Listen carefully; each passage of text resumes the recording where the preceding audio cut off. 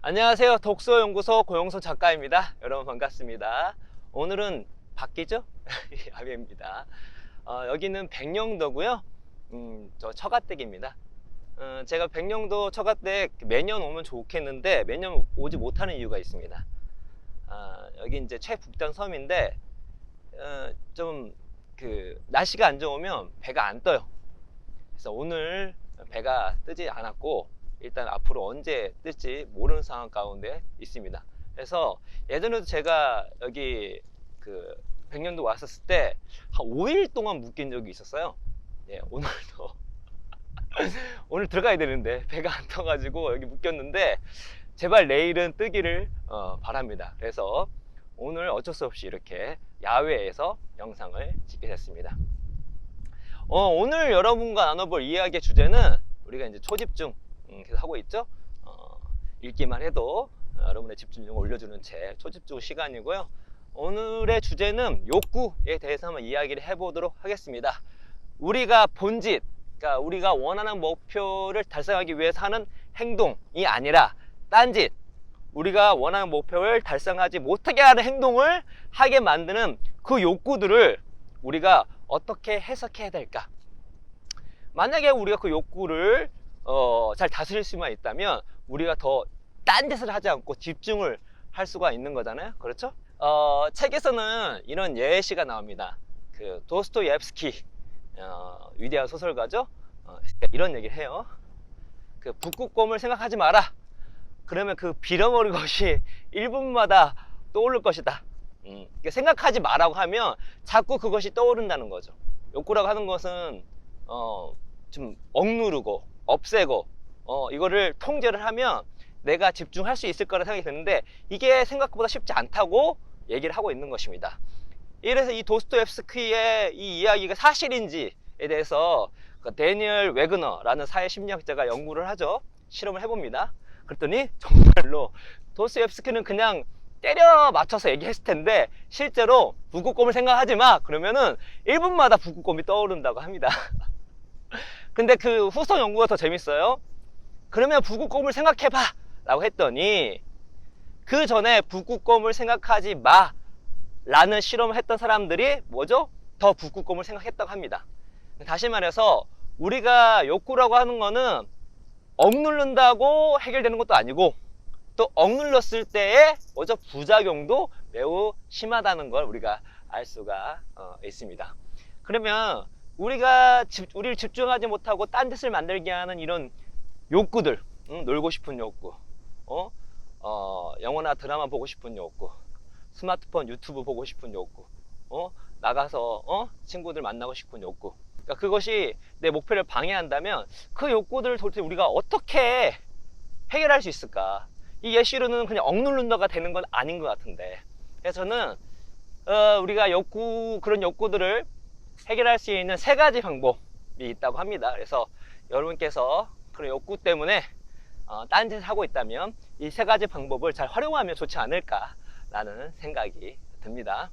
첫 번째는 무엇이냐면 욕구를 억누르지 말고 욕구를 활용하는 겁니다. 무엇으로?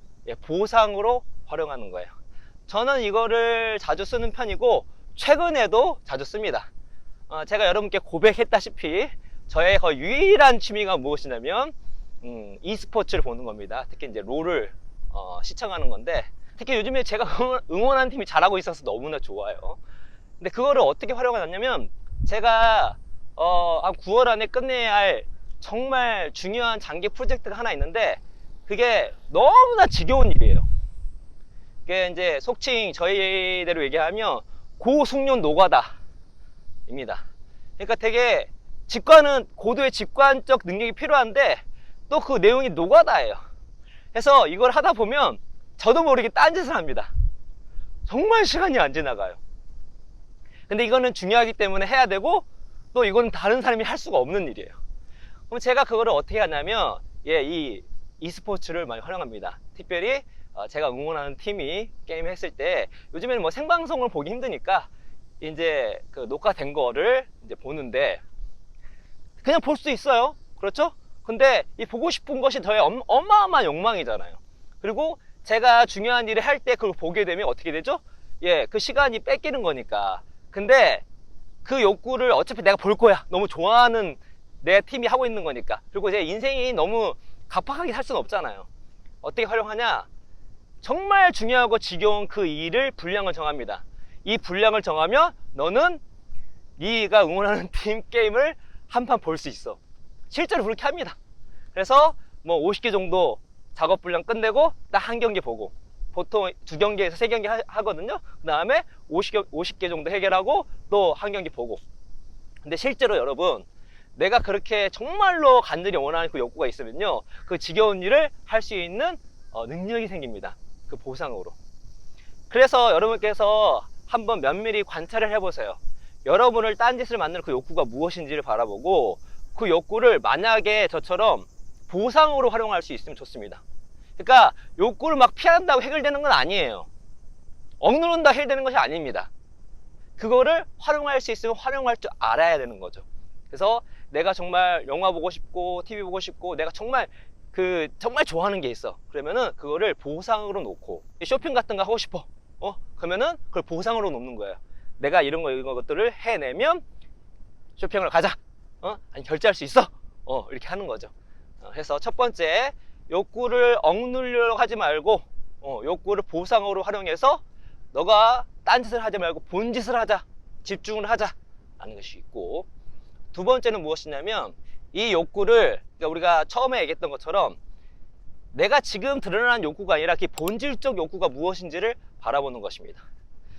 그러니까 우리가 스마트폰 하고 뭐 이제 인터넷 서핑을 하고 유튜브를 보고 뭐 인스타그램 소셜 미디어를 이렇게 하다 보면 어느 순간 1시간, 2시간, 3시간 후떡 아무 뭐 생산성도 없이 아무런 의미 없이 지나가는 경우가 있습니다. 그럴 때 우리가 생각하는 게, 맞아요, 우리 손에 스마트폰이 있기 때문에 그렇게 우리가 할 일 없이 이렇게 인터넷 서핑을 하고 유튜브를 보고 소셜 미디어를 할 수가 있습니다. 그런데 우리가 얘기를 했잖아요.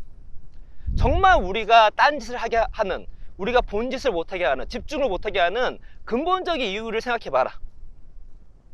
우리가 이렇게 할 일 없이 여러 가지 그 스마트폰 세계, 디지털 세계에 빠지는 것이 디지털 기기가 있기 때문이기도 하지만, 혹시 우리에게 목표가 없기 때문에 그런 행동을 하지 않을까요? 내 마음을 들끓는, 내 마음의 어떤 내 마음을 추동시키는 그런 목표가 없기 때문에 우리가 이렇게 딴짓을 하는 것이 아닐까요? 라고 생각해 볼 수 있는 것이죠. 그래서 어떤 욕구가 생겼을 때 그 욕구의 본질적인 이유를 생각해 보는 거예요. 그런 의미에서 저희가 목표를 잡아봐라. 목표를 잡고 계획을 잡아봐라. 그것만으로도 우리가 집중할 수 있는 확률이 높아진다는 것이죠. 예를 들어서 그 아이들 같은 경우도 그 스마트폰이나 어떤 게임을 오랫동안 하는 아이들, 뭐 4시간, 5시간 이상으로 하게 되면은 애한테 정말 안 좋습니다. 안 좋은데, 그 책에서 나오잖아요.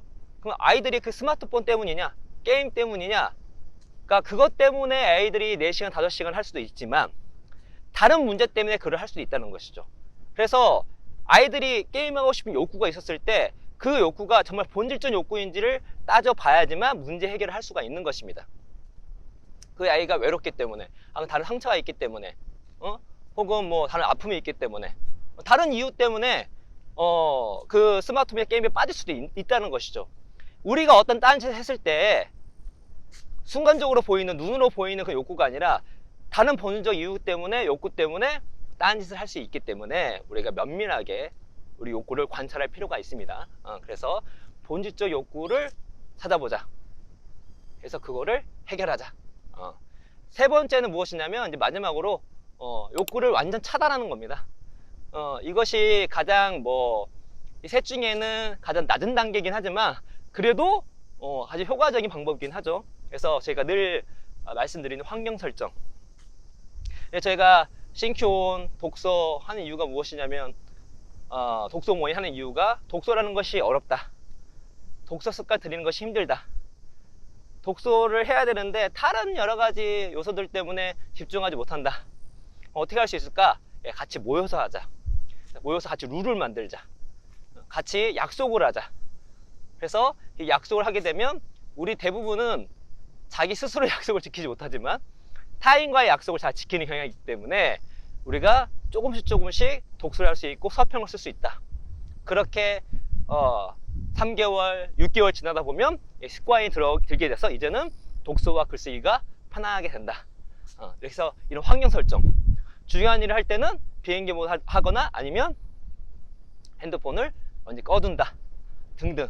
그래서 욕구를 완전히 차단하는, 욕구 자체가 들어올 수 있게끔 아예 생각조차 할 수 없는 환경을 만든다. 이 세 가지 방법을 활용하면 우리가 어느 정도 더 집중할 수 있지 않을까 라는 생각이 듭니다. 정리해 보겠습니다.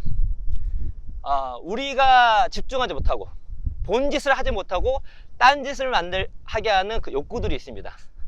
근데 그 욕구들은 우리가 억누른다고, 짓누른다고, 누른다고 해결되는 것이 아니다. 오히려 억눌렀을 때 보복으로 우리를 더 그 욕구 속에 빠져들게 하고 매몰되게 할 수도 있다. 그럼 어떻게 할 것인가? 욕구를 재해석하자. 욕구를 다시 한번 관찰해보자. 세 가지를 활용하자. 첫 번째, 욕구를 보상으로 활용하자. 두 번째, 그 욕구의 이면, 본질적 욕구가 무엇인지 한번 생각해보자. 그걸 해결하자. 세 번째, 아예 욕구가 요만큼이라도 침범할 수 없도록 환경을 설정하자. 이렇게 한다면 여러분께서 우리 욕구라고 하는 것은 우리 생물학적으로 어떻게 벗어날 수 없는 거잖아요. 벗어날 수 없는 거는 같이 살아가야 됩니다. 욕구와 같이 잘 살면서 여러분이 원하는 목표를 이룰 수 있는 일에 집중할 수 있는 확률이 높아지지 않을까 라는 말씀을 드리면서, 정말 여러분께서 꿈꾸시고 계획하시고 원하시는 그 목표가 소지점 책을 읽고 더 집중함으로써 달성되고 또 쟁취될 수 있고 성취될 수 있기를 바라면서 오늘 이야기는 이것으로 마치도록 하겠습니다. 여러분 감사합니다.